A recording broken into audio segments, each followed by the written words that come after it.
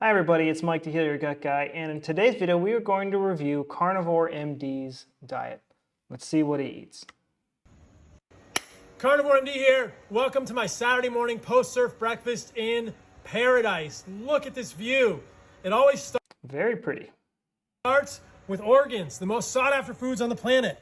A few ounces of raw heart, some raw testicle, raw liver, because who needs vegetables when you can eat testicles? And for extra testicles, I 100% agree with the statement.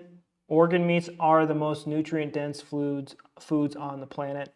The most testosterone you're going to find in any food is going to be in testicles, because that's where most of the testosterone in biology is, in the world is they're in testicles. The only problem with organ meats is they're not tasty. Most people don't like to eat them. As much as I want to eat like a nutrient-dense diet and get as much nutrients into me as possible, I'm a big baby. I can't do that. I can't eat liver. I can only eat liver like a few times a year. There's a restaurant in town where they serve chicken livers. It's chicken livers and it has spinach and sesame seed oil and strawberries in a dish. And it's actually very delicious. But a lot of people on the carnivore diet can't eat that. And I know Carnivore MD here, he's going to be like, oh, that would be like, oh my God, there's toxins and lectins and whatever, this and that, and the spinach leaves, and then the sesame seed oil, it's rancid, and da da da da da, and da da da da this. Like, eating liver plain, whether it's cooked or whether it's raw, is pretty gross. I'm not sure how he feels about salting his foods, but I know that's like kind of taboo depending on what sect or cult of carnivore you are part of. But again, more power to you if you can eat organ meats, whether it's cooked or raw. What Weston A. Price saw, the king of nutrition, he traveled the world and got to see what primitive populations were eating before modern culture came in and kind of destroyed their diet and destroyed their way of life. They ate meat in both a cooked and a raw state. Mostly cooked though.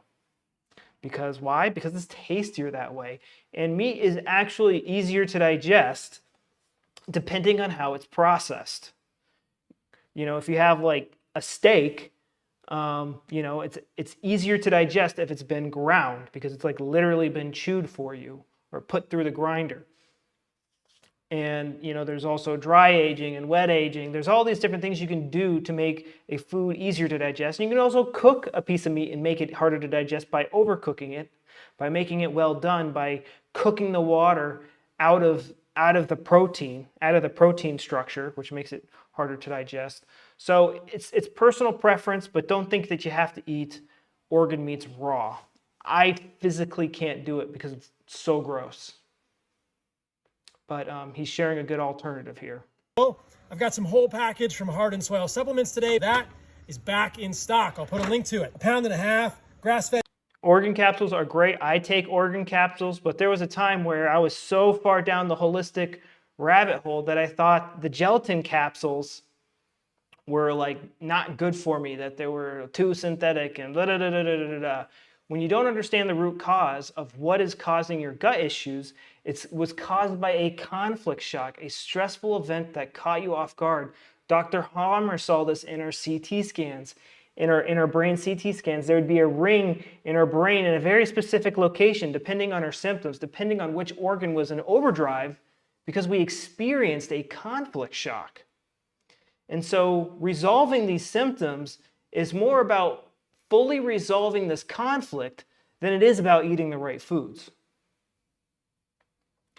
I agree, it is better to get these nutrient-dense foods into you, but what do you do when you eat these foods for a very long time and your symptoms still aren't going away? And then you have to ask yourself the question, well, why could I eat these foods before and not have symptoms? And you also need to ask yourself the question, why can everyone else eat these foods, normal foods, and not have these symptoms?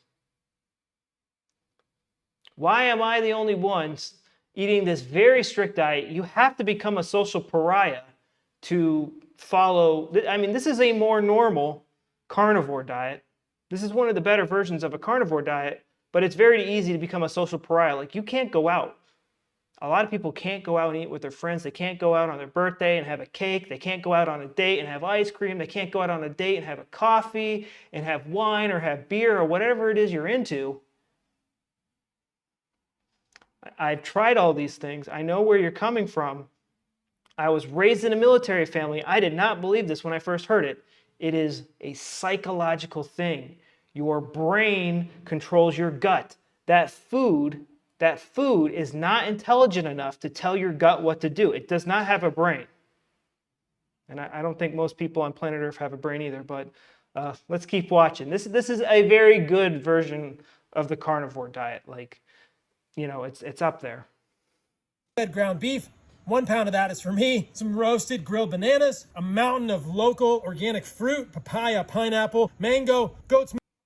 Yeah, that's a big thing that carnivore, I think where a lot of carnivore dieters run into issues is that there's not enough sugar in their diet.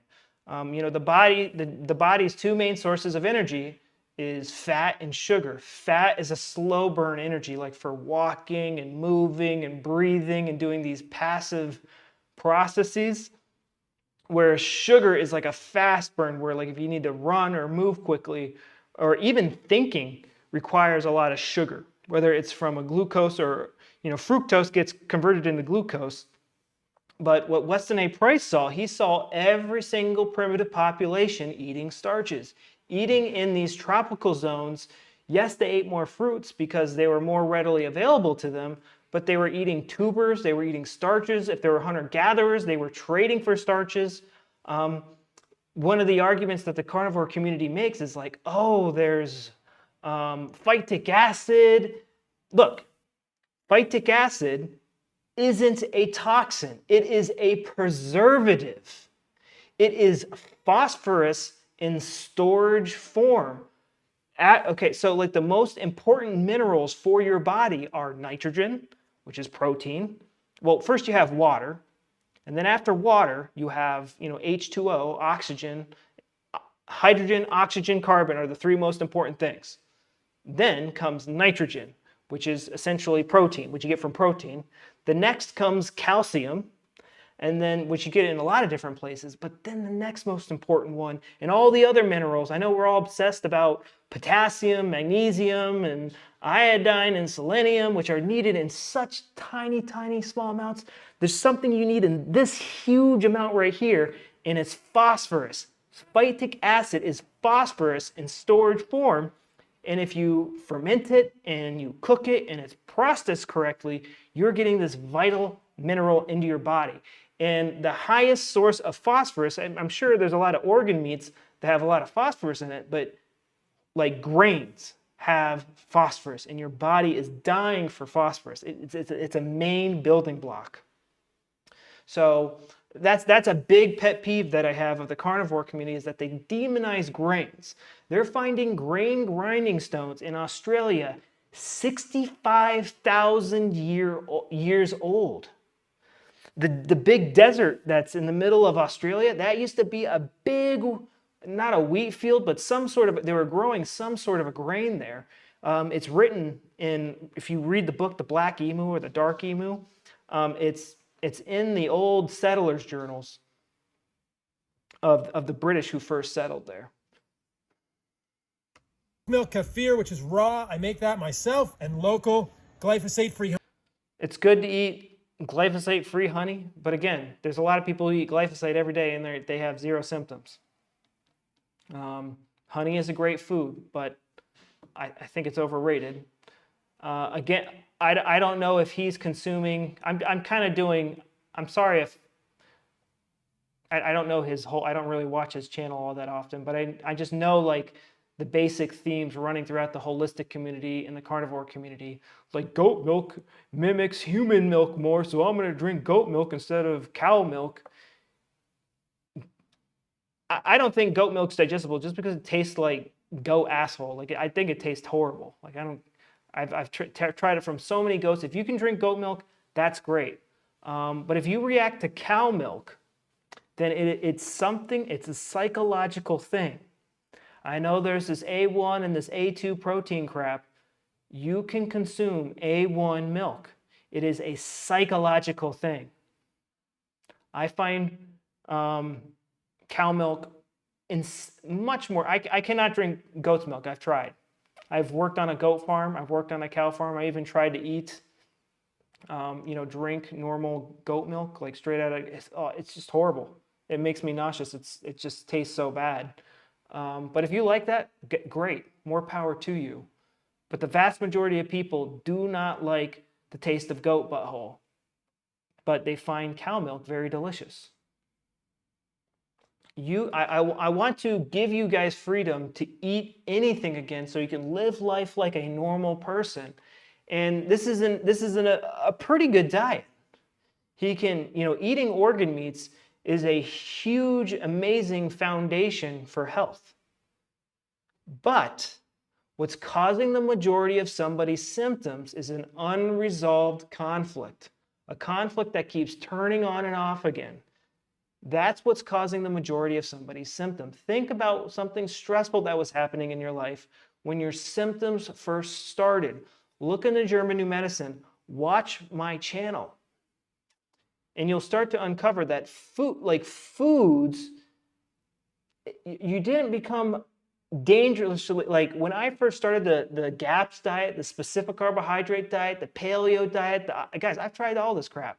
The autoimmune paleo diet, the Weston A. Price diet, gluten-free products.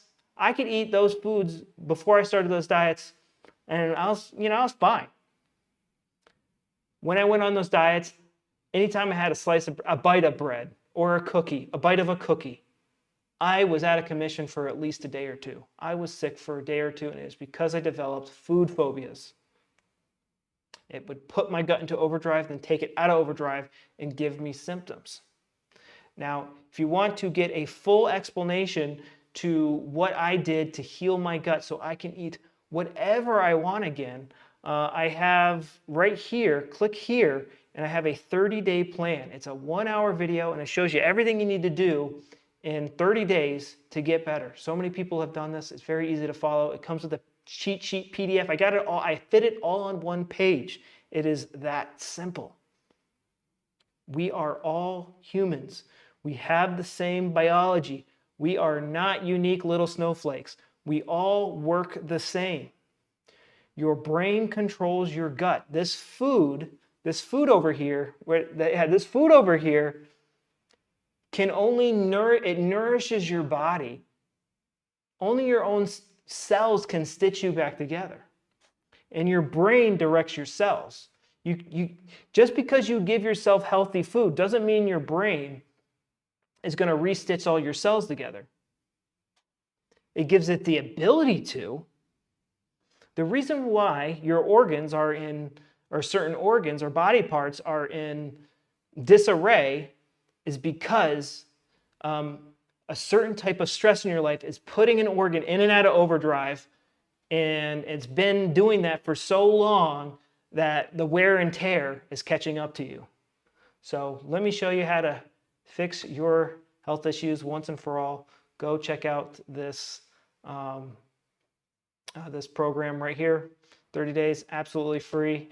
And I'm not trying to start any beef with Carnivore MD. I just, this is pretty good information, but it was stuff like this that would make me develop food phobias. And I used to do this myself.